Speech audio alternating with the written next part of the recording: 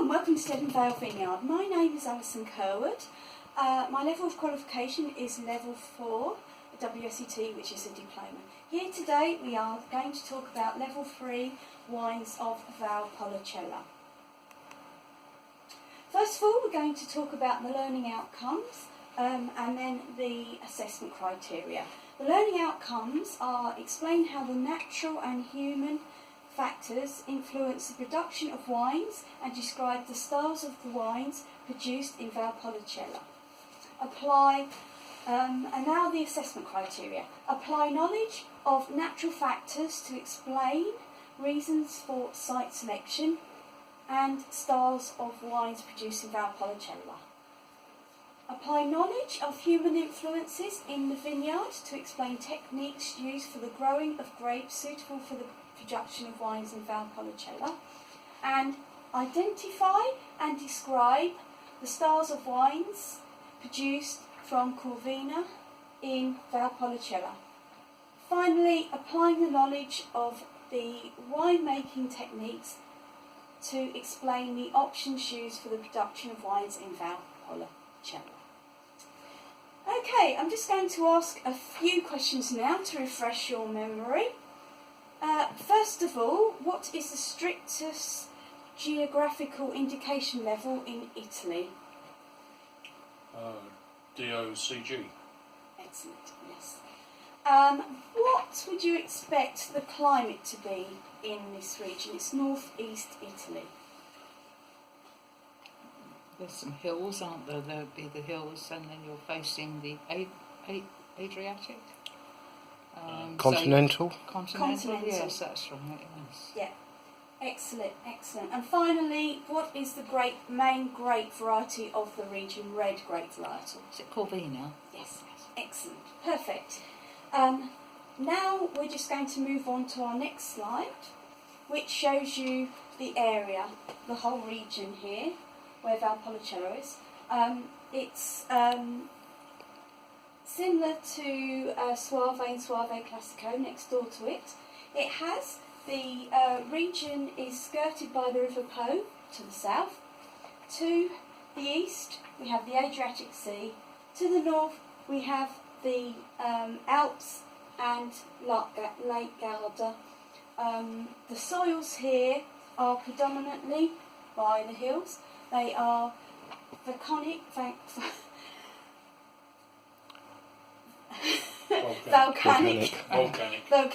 and limestone, and to the east they are alluvial. So this, although we mentioned previously, is continental, we have influences here. So what influences will be influences of the Alps? It will protect the vineyards from rain and things coming in from the west. Excellent. It will have a cooling influence. Yes. How about from the east? The sea, yes. the Adriatic should keep it a little bit warmer, I would have thought. Excellent, yes. So you've got the cooling influences from the north, and from the east you've got the warming influences. And the summers are dry, but they're medium length, short length in ripening. So now we're moving on to the next slide. So this is the Corvina grape variety previously mentioned. So the main things about this grape variety is they always have a distinctive close bunch with two wings either side, red grape varietal. So the one distinguishing thing about this is it has thin skins, exactly like a Pinot Noir. So what problems do you think you would get from the thin skins? Susceptible to rot and mildew and diseases like that. Yeah. How about further towards the hills? Could you get And sunburn on it? Exactly, Yes. sunburn, perfect. Yeah, because it's going to be more warmer up towards the hills because of the slopes. Yeah. So, does anybody know the form of trellis which would help to prevent the sunburn in this area? Is that Pergola? pergola?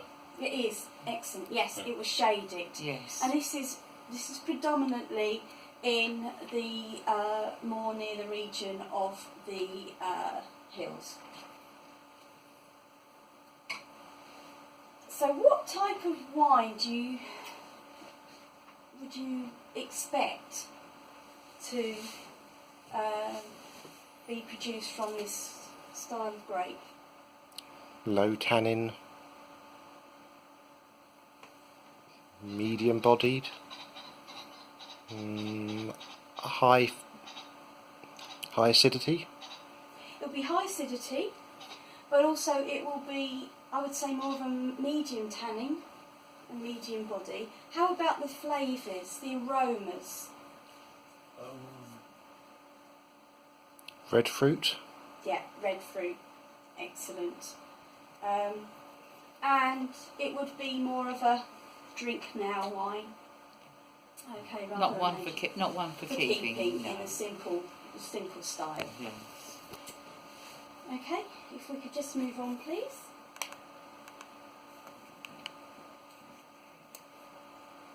So now we're going to describe the difference between Valpolicella and Valpolicella Classico.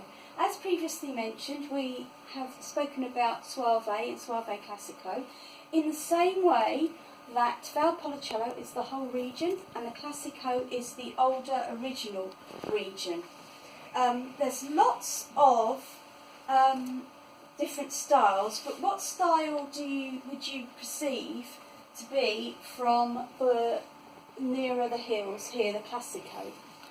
Better quality Yes. wines, probably more aromatic, more flavours. And compared to the ones in the plains, the normal Valpolicella? Probably a simpler, more easy drinking style. Yes, not so refined, not such a classy refined. So wine. why would that be the case then? Would that be because of the climates, the difference in climates? Could be climates, could be soils. Yes, is there a change of soil between the two? Excellent. As previously mentioned, we have the volcanic Yes. limestone and alluvial here. So Yeah. how would that affect the quality of the grapes grown in the region? You'll get more minerals coming up from the limestone, volcanic limestone, than you would from the alluvial. Your roots would be going deeper. Yes. Exactly. Better drainage. Yes. Another thing to consider with this is the actual training systems. As previously mentioned, you've got the pergola system here. What would you ordinarily think of the training system in the valley? Very simple and cheap. Yes. Yeah, So, Able to be cut. Geo, something like that. yeah. With Able to be picked by machine lower down, but not Excellent. obviously on the hills. They have to be Yes. more selective so they get the grapes in better condition. Yes, perfectly, perfectly. Also, don't forget that the quality of grapes between the two. Yes, would have an influence, wouldn't it? Yeah, so the pergola will stop, as mentioned, the rot, a higher quality grape than in the plains. So what about acidity levels?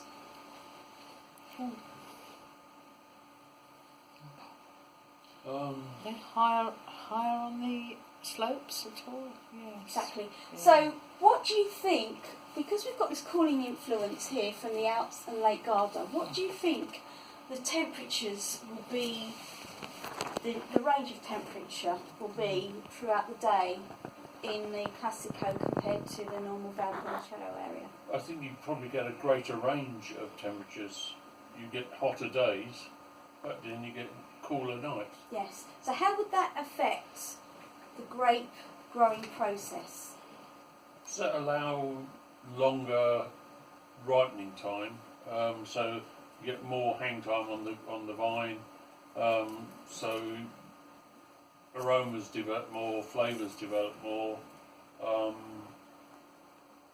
Yeah, and acidity. and acidity. Yeah. Higher acidity levels. Okay, so I'm now moving on to the styles of wine in Valpolicella. So we have first of all we have the fresh grapes, already mentioned. Then we have a dried style of grapes, and then we have a ripasso style of grapes. Can anybody name a style of wine which is made with dried grapes? Amarone. Excellent. That's great. So that moves us on to our styles within our Valpolicella. There are predominantly three styles, as already mentioned. The fresh one, as said already, simple wine, machinery harvests, lighter in style. But then we move on to our styles of Passamento, where we have originally Amarone della Valpolicella. So this is a style which is very good for the Corvina grape, because Corvina is an indigenous grape which is very good at producing dry styles. So first of all, we pick our grape in normal harvest time. We then leave them to dry. Now if we have a look over here at this picture here, this is how they are dried, in whole bunches. Therefore, the harvest would have to be... Hand-picked. Yes, excellent, hand-picked. So they're left here, but ordinarily they are also left in lofts where the air flows through. But nowadays they are actually building self-purpose buildings with aircon, which will mean that it's you don't have so much of the rot you don't really want. It's more controlled, Yes, is it? Yeah. perfect. So now we're moving on. We have our dried grapes. They are then fermented and then aged. So what style of wine will we get from these dried grapes? Richer style, I would think, a more hint of dried fruit, the hint of raisins. Excellent. What about the alcohol level? Higher, I would think. You've got more sugar to Yes. convert into alcohol. Yeah, more tannins, more sugar. Yeah, excellent. And aged in barrels, longer aging wine. Yes. So then we get our next style, which is the ripasso. So we have our ordinary wine, as mentioned, simple wine, and then just at the end of the fermentation of the Amarone Passito wine, we take the skins out and add it to our simple wine.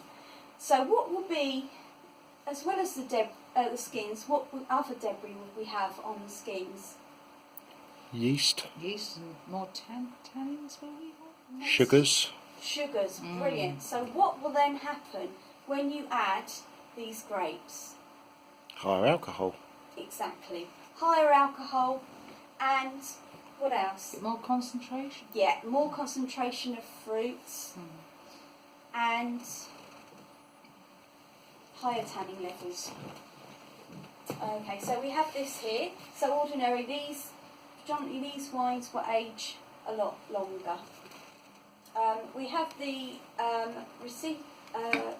Ricciotta del Valpolicella style as well, where we actually age these grapes longer.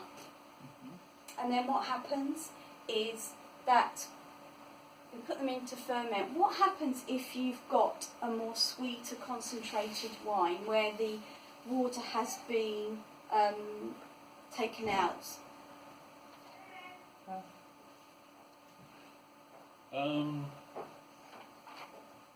if you do that, do you get higher alcohol, but do you get greater concentration of sugars and flavours? Excellent. What would happen on fermentation then with greater sugar levels?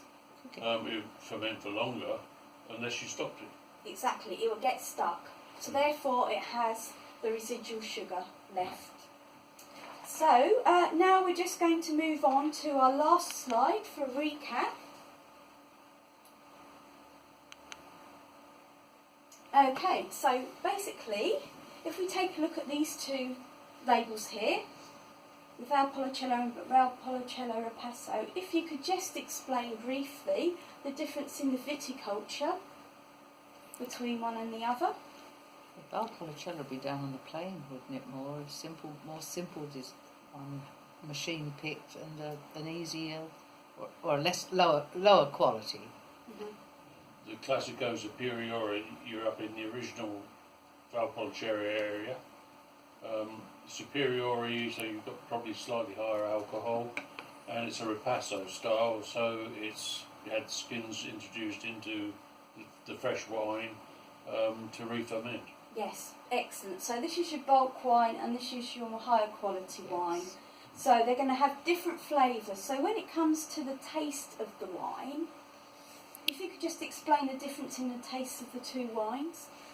It's going to be richer for the Ripasso, with higher tannins, more fruit concentration, a bit sweeter maybe, whereas Valpolicella is going to be simpler, more, let's say, one-dimensional compared to the Ripasso. Excellent. And also don't forget ageing. Ageing is very important between these two wines. Yes. You can age the Ripasso and also, if we look back, the Amarone as well for longer. Yes.